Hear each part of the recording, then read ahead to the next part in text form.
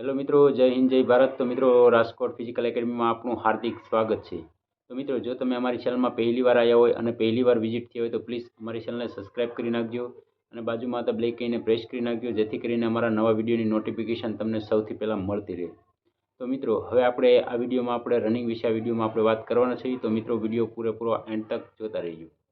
હવે મિત્રો, પોલીસમાં 5 કિલોમીટર રનિંગ અને ફોરેસ્ટમાં 1600 મીટર રનિંગ. તો અત્યારે હાલમાં તો પોલીસની કોઈ એવી ઓફિશિયલ નોટિફિકેશન નથી આવી ભરતી માટે, પણ અત્યારે હાલમાં ફોરેસ્ટની એક્ઝામ હમણાં લેવાની છે. તો મિત્રો, આપણે 1600 મીટર રનિંગ વિશે આ વિડીયોમાં આપણે વાત કરવાના છે.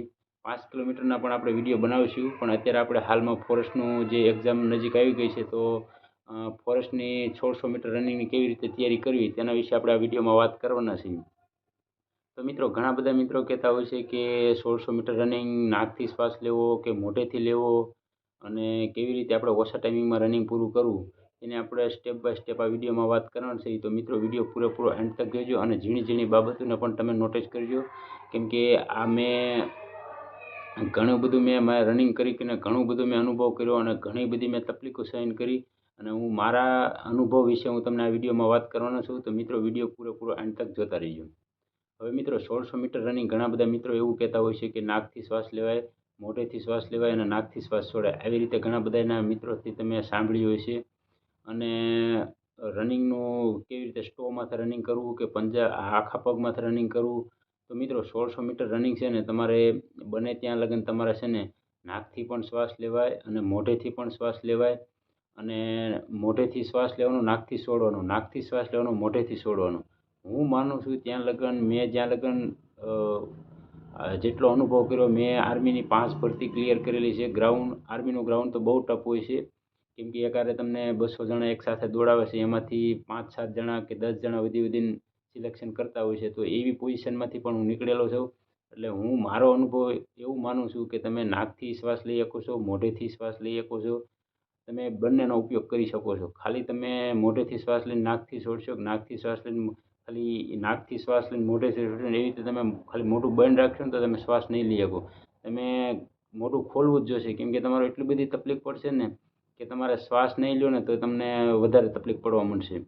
એટલે તમારે મોઢાનો ઉપયોગ કરવાનો છે અને નાકનો ઉપયોગ કરવાનો છે. હવે મિત્રો, તમારે શરૂઆતમાં છે ને પહેલો રાઉન્ડ થોડોક નોર્મલ રાખવાનો છે. આમ હાવ ધીમોય નથી રાખવાનો, પણ ટૂંકમાં 100% નથી આપવાનો. ઘણા બધા મિત્રો સ્ટાર્ટ કરે એટલે ડાયરેક્ટ ભાગવા જ માંડે છે, એવું નથી કરવાનું. તમારે પહેલો રાઉન્ડ તમારે છે ને 75થી 80% જેટલો તમારે ભાગવાનું છે. પછી બીજો રાઉન્ડમાં ખાલી થોડુંક સેટઅપ લેવાનું છે, અને ત્રીજો રાઉન્ડ થોડોક ફાસ્ટ કરવાનો છે, અને ચોથો રાઉન્ડ છે ને તમારે પૂરેપૂરો 100% આપવાનો છે. એટલે મિત્રો, તમારે ફોરેસ્ટનું 6 મિનિટમાં તો આરામથી પૂરું થઈ જશે. અમે મિત્રો 5-5 મિનિટ ને 5-10 માં એવી રીતે અમે 1600 મીટર પૂરું કરેલું છે.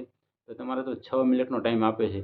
એટલે 6 મિનિટ તમે ખાલી સ્ટ્રેટેજી પ્રમાણે ખાલી તમે 4 રાઉન્ડ તમે ડિવાઈડ કરી નાખો ને કે 31 લેવાના છે, તોય તમારે 6 મિનિટમાં ગ્રાઉન્ડ પૂરું થઈ જાય છે.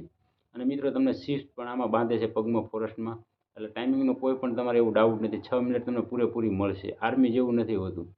અને બીજું કે તમને જો પગના નળા દુખતા હોય તો મિત્રો, તમે સ્ટો માથે રનિંગ ના કરો. સ્ટો માથે રનિંગ કરવાથી તમારા પગના આવડા નળા પણ દુખવા માંડે, તમને થાક ચડી જાય છે, ઘણી બધી તકલીફ પડે. સ્ટો માથે રનિંગ તમારા પંજા માથે 100 મીટર, 200 મીટર, 400 મીટર એવું બધું હોય ને, તો તમે સ્ટો માથે રનિંગ કરો તો ચાલે મિત્રો. આ થોડુંક 1600 મીટર એટલે થોડુંક લાંબુ રનિંગ થઈ ગયું. 5 કિલોમીટર આ બધું તમારે પૂરેપૂરો આમ સેન્ટરમાં પગ રાખવો પડે, અને પછી તમારે પંજામાંથી લેવાનું હોય, એની આખી મૂવમેન્ટ હોય, એ તમારે એબીસી ડ્રિલ્સ કરવાની, અને એ 5 કિલોમીટર રનિંગ સ્ટ્રેટેજી આખી અલગ હોય છે. એટલે મિત્રો, સૌથી પહેલાં તમે 1600 મીટર તૈયારી કરો તો પહેલાં ગ્રાઉન્ડમાં જાઓ, તમે થોડું વોર્મઅપ કરી લ્યો. પછી તમારે છે ને 1 રાઉન્ડની રેપિટેશન મારવાની હોય છે, 2 રાઉન્ડની રેપિટેશન મારવાની, અલગ અલગ ટાઈમિંગમાં તમારે ડિવાઈડ કરવાનું, અલગ અલગ દિવસમાં. તો મિત્રો, તમારે એક રાઉન્ડની એવી તમે રેપિટેશન મારી, ક્યારેક 2 રાઉન્ડની મારી, ક્યારેક 3 રાઉન્ડની, પછી 4 રાઉન્ડનો તમારે ટાઈમ ચેક કરવાનો હોય, ક્યારેક તમારે ખાલી 2 કિલોમીટર, 2.5 કિલોમીટરનું લોંગ રનિંગ કરવાનું હોય, બરોબર. પછી તમારે સ્પીડ વર્કઆઉટ કરવાનું હોય, સ્લો ફાસ્ટ રનિંગ કરવાનું હોય. આવી રીતે અલગ અલગ તમે ડિવાઈડ કરી નાખો, અને તમે સણ્યા છે અને મગ બાફેલા છે એ બધું સવારમાં ખાવાનું રાખો, અને તમે રેગ્યુલર પ્રેક્ટિસ કરો, બરોબર. એટલે તમારે 100% 6 મિનિટ નહીં, પણ તમારે 5 મિનિટ, 5.5 મિનિટ આરામથી તમારે સારો એવો ટાઈમિંગ આવી જાય મિત્રો. અને લાંબી કૂદ ને ઊંચી કૂદ ને એની પણ પ્રેક્ટિસ ચાલુ રાખજો, કેમ કે પછી એકસાથે બધી વસ્તુ તમારે કરવાની આવે છે એટલે ન થાય. એટલે તમે અત્યારે પ્રેક્ટિસ હોય તો તમને એમાંથી ઘણું બધું શીખવા મળે, અને અત્યારે તમે શીખશો ને તો તમને ઝીણી ઝીણી ભૂલને સુધારો કરવો હોય તો થઈ શકશે ને સારું એવું ઇમ્પ્રૂવ કરી શકશો. પછી નજીક આવે પછી તમને માઇન્ડસેટમાં નેગેટિવ વિચાર પણ આવશે, એટલે તમારે અત્યારથી તમારે પ્રેક્ટિસ સ્ટાર્ટ કરી દેવી પડે. તો મિત્રો, વિડીયોમાં ઘણી કાંઈ મિસ્ટેક રહી ગઈ હોય તો કોમેન્ટમાં જણાવજો, અને વિડીયો સારો લાગ્યો હોય તો વિડીયોને શેર કરજો, લાઇક કરજો અને ચેનલને સબસ્ક્રાઈબ કરી નાખજો. અને તમારી કાંઈ કોઈ પણ એવી ને કાંઈ વાત કરવી હોય તો મને મેસેજમાં અથવા ઇન્સ્ટાગ્રામમાં તમે કરી શકો છો, અને મને કોમેન્ટમાં પણ જણાવો તો હું એની નેક્સ્ટ વિડીયો પણ બનાવીશ. તો મિત્રો, જય હિન્દ, જય ભારત.